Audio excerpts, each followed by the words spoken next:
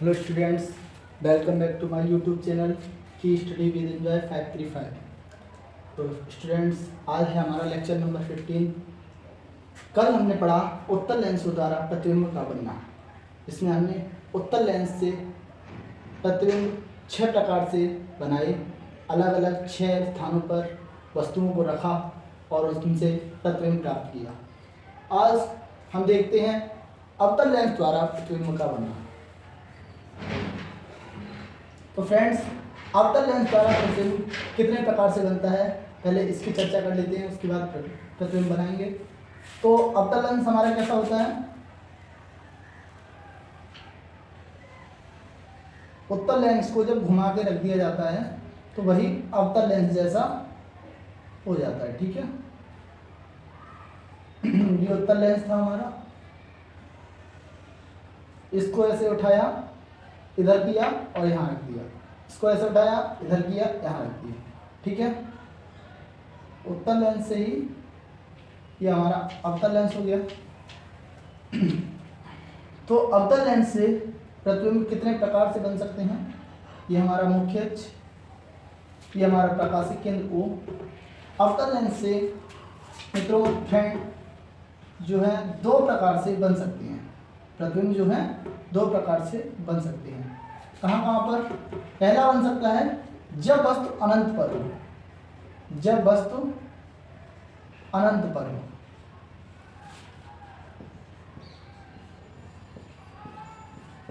एक प्रकार है प्रतिबिंब बनने का। और दूसरा प्रकार है जब वस्तु अनंत और प्रकाशिक केंद्र के मध्य कहीं पर हो। जब वस्तु अनंत और प्रकाशिक केंद्र के मध्य कहीं पर हो, यानी कि इतने पोर्शन में कहीं पर हो, यानी कि F1 पर भी हो सकती है, F2 पर भी हो सकती है, मतलब 2F2 पर भी हो सकती है।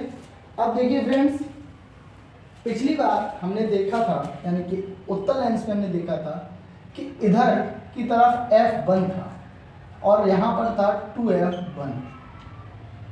लेकिन चूंकि यह अवतल लेंस है और इसके लिए स्थितियां चेंज हो गई हैं, जो कि उत्तल लेंस के लिए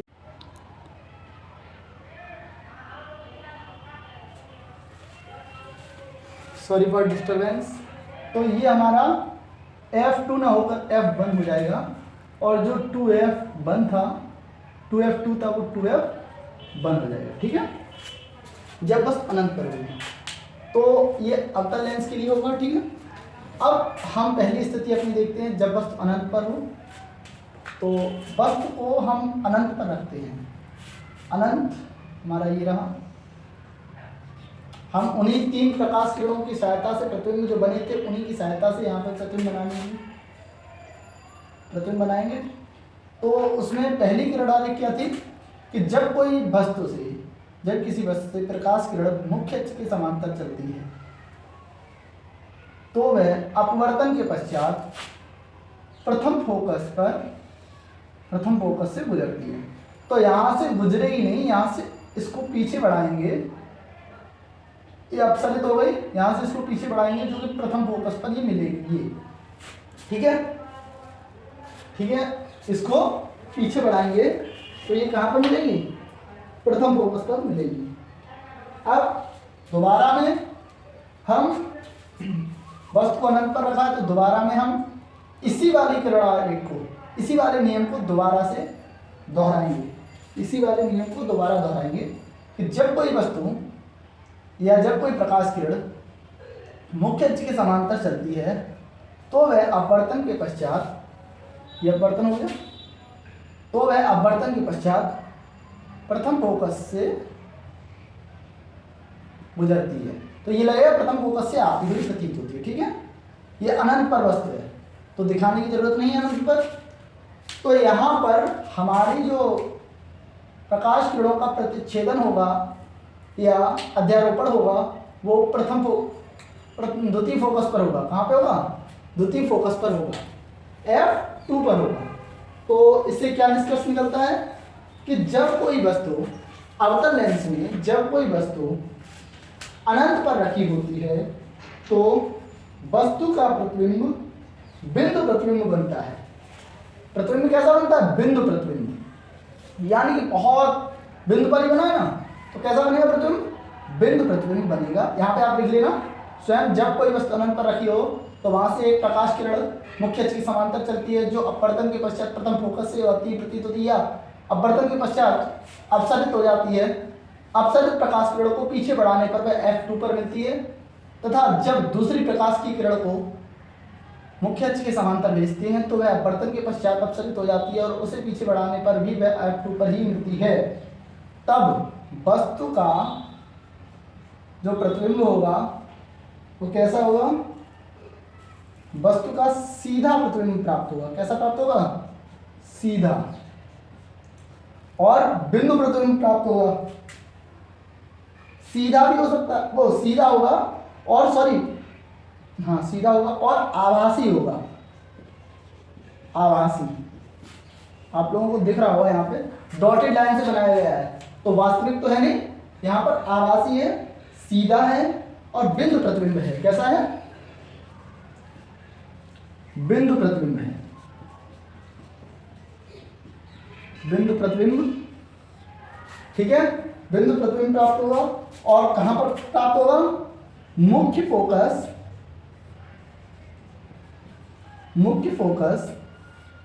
F2 पर। कहां पर प्राप्त होगा? मुख्य फोकस F2 पर। ठीक है, तो आप लोगों को समझ में आ गया होगा। अब दूसरी स्थिति कहां पर होगी? जब वस्तु हमारी अनंत और प्रकाशिक केंद्र के मध्य कहीं भी रखी हो। अनंत और प्रकाशिक केंद्र के मध्य कहीं भी रखी हो। तो इसको हम मिटा देते हैं। आपको स्क्रीनशॉट लेना चाहिए, स्क्रीनशॉट लीजिए। अब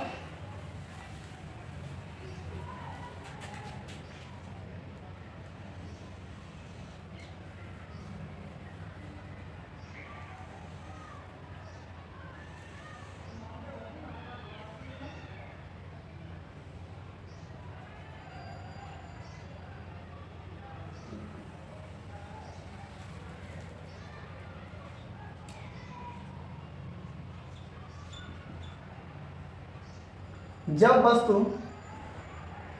अनंत और प्रकाशिक अक्ष के बीच, प्रकाशिक बिंदु के बीच कहीं पर रखी हो, कहीं पर यानी कि अनंत से लेके प्रकाशिक जो बिंदु है वहां पे कहीं पर भी रखी हो, प्रकाशिक केंद्र के बीच कहीं पर भी रखी हो। ठीक है, तो मान लेते हैं वस्तु हमारी यहां पर रखी है। जब वस्तु हम यहां पर रखेंगे तो यहां से एक किरण आलेख जाएगा। कौन सा वाला? पहली प्रॉपर्टी, मुख्य अक्ष के समांतर चलने वाली प्रकाश की किरण अपवर्तन के पश्चात प्रथम फोकस पर आती, प्रथम फोकस से अपसरित होती हुई प्रतीत होती है। ठीक है, और दूसरी थी हमारी प्रकाशिक केंद्र से गुजरने वाली प्रकाश किरण बिना विचलित हुए अपने मार्ग में सीधी चली जाती है। ये हो गया। तो यहाँ पर जो किरणों का अध्यारोपण हुआ है वो इस जगह पे हुआ है। यहाँ पर कहाँ पर हुआ है? यहाँ पर। जैसे वस्तु हमारी A, B है, तो ये हमारा A' और B' बना है। तो यहाँ पर लिख देते हैं, जब वस्तु अनंत व प्रकाशिक केंद्र के मध्य हो, केंद्र के मध्य कहीं पर हो, ठीक है। तो जब वस्तु अनंत और प्रकाशिक केंद्र के मध्य कहीं पर होगी तब हमारा प्रतिबिंब वस्तु की ओर बनेगा। प्रतिबिंब वस्तु की ओर सीधा कॉमा आभासी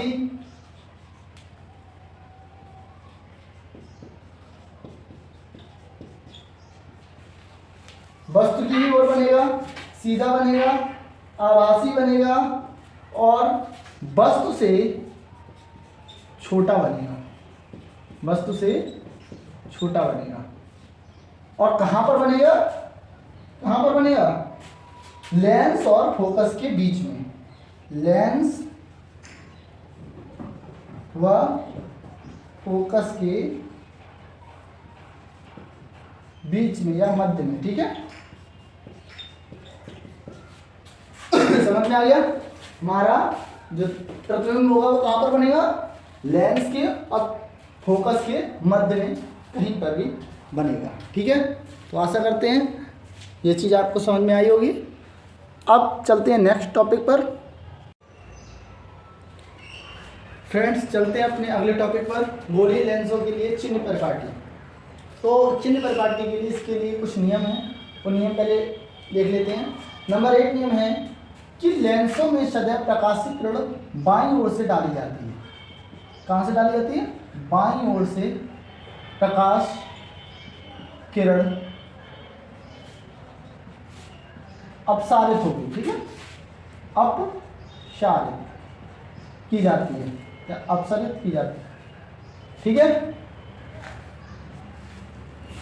बाईं ओर से प्रकाश किरण अपसारित। ठीक है, तो हमें ये पता है, अभी तक हमने जितने भी प्रतिबिंब बनाए हैं उनमें हमने लेंस में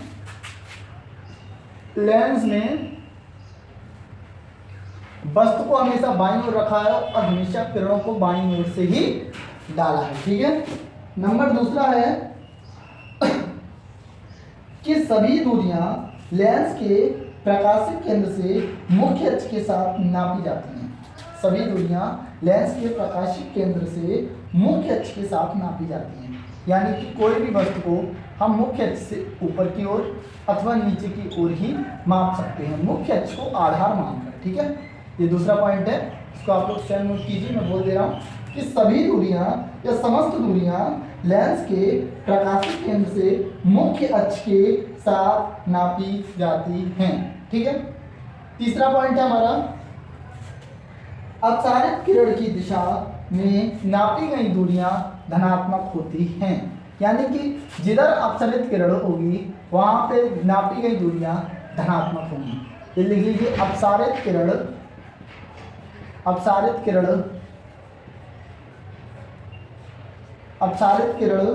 की दिशा में नापी गई जो दूरियां होंगी सारी धनात्मक होंगी। चौथा नंबर लिखिए, अपसारित किरण के विपरीत दिशा में मापी गई समस्त दूरियां, अपसारित किरण के विपरीत दिशा में नापी गई समस्त दूरियां नेगेटिव यानी कि ऋणात्मक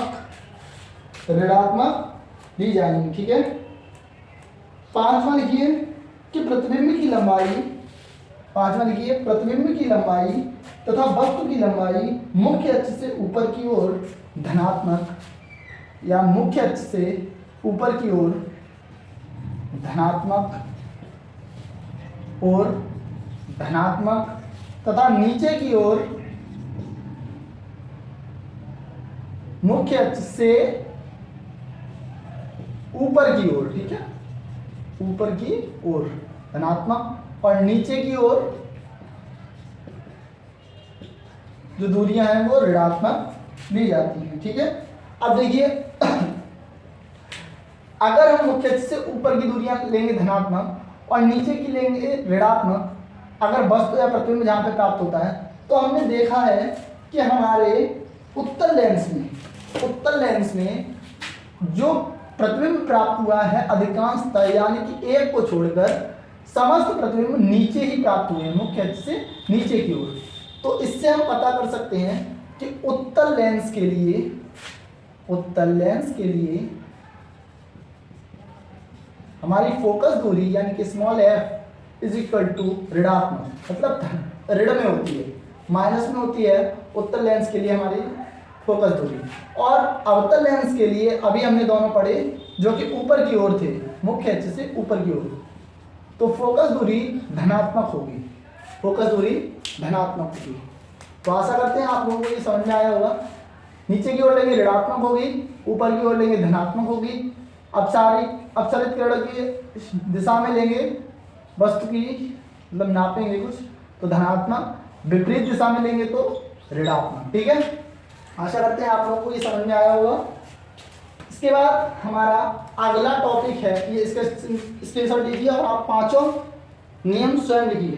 ठीक है, इसके बाद हमारा छठवां है, छठवां नहीं, इसके बाद अगला टॉपिक है हमारा लेंस का सूत्र। लेंस का सूत्र तो आपके में अभी सूत्र को पूरा तरीके से ड्राइव नहीं करवाया है, सीधे सीधे सूत्र को दिया है, निगमन नहीं कराया है, इसलिए मैं यहाँ पे केवल सूत्र लिखता हूँ 1/f = 1/v - 1/u। ये लेंस का सूत्र है। इसमें f फोकस दूरी है। फोकस दूरी कहाँ से नापेंगे? प्रकाशिक केंद्र से नापी गई फोकस तक की दूरी को फोकस दूरी बोलेंगे। v हमारी प्रतिबिंब की दूरी है, प्रकाशिक केंद्र से प्रतिबिंब तक की नापी हुई दूरी, प्रतिबिंब की दूरी v है, प्रतिबिंब तक की दूरी। और u हमारे बिंब की दूरी है। बिंब की दूरी कहाँ से? प्रकाशिक केंद्र से। बिंब यानी कि वस्तु, प्रकाशिक केंद्र से वस्तु तक की दूरी को u कहेंगे, बिंब की दूरी। ये आपका लेंस का सूत्र हो गया। ठीक है, स्क्रीनशॉट। इसके बाद चलते हैं अगले टॉपिक पर, जो है मैग्निफिकेशन यानी कि आवर्धन। तो पहले हमने आवर्धन पढ़ा था, जिसको गलती से हमने आई से डिनोटेड कर दिया था, लेकिन मैग्निफिकेशन में बोलता गया था पिछली वीडियो में, जो कि दर्पण के लिए था। अब इसके लिए है तो m = क्या था? I/O, यानी कि length of image and length of object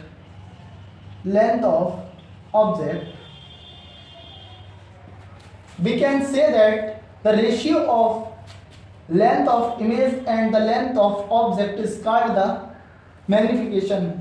ठीक है, या लीनियर मैग्निफिकेशन m।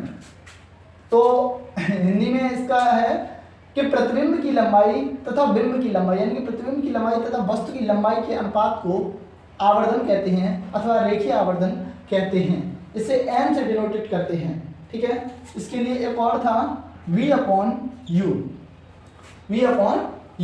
यहाँ पर v है और u है, और जबकि दर्पण वाले फॉर्मूले में यहाँ पर माइनस चिन्ह था। ठीक है, यहाँ पर माइनस चिन्ह नहीं है। तो इसका पूरा सूत्र ये हो गया। तो आवर्धन में एक महत्वपूर्ण बात है कि आवर्धन यदि धनात्मक है, यानी कि m = धनात्मक में आता है, तो वस्तु का प्रतिबिंब जो होगा वो आभासी होगा। कैसा होगा? आभासी होगा। और अगर m = यानी कि आवर्धन ऋणात्मक आता है, तो m का जो यानी कि प्रतिबिंब जो होगा वो हमेशा कैसा होगा? वास्तविक होगा। ठीक है, तो आज हमने क्या पढ़ा? आज हमने अवतल लेंस के द्वारा प्रतिबिंब का बनना, और उसके बाद दूरियां, मतलब दूरियों के साथ गोलीय लेंस द्वारा नापी गई दूरियां, उसमें हमने पढ़ा चिन्ह परिपाटी में। उसके बाद हमने पढ़ा लेंस का सूत्र, और उसके बाद हमने पढ़ा आवर्धन। तो आज 4 टॉपिक कंप्लीट हुए, और ये 20 तारीख तक आपका चैप्टर खत्म हो जाएगा। अब हमारा कल जो है होगा वो इन्हीं के बेस पर न्यूमेरिकल किए जाएंगे। तो आशा करते हैं आज की वीडियो आप सभी लोगों को पसंद आई होगी। तो आप अगर पसंद आई हो तो इसे लाइक करें, सब्सक्राइब करें, और ऐसे ही देखते रहें हमारी वीडियो। तब तक के लिए नमस्कार।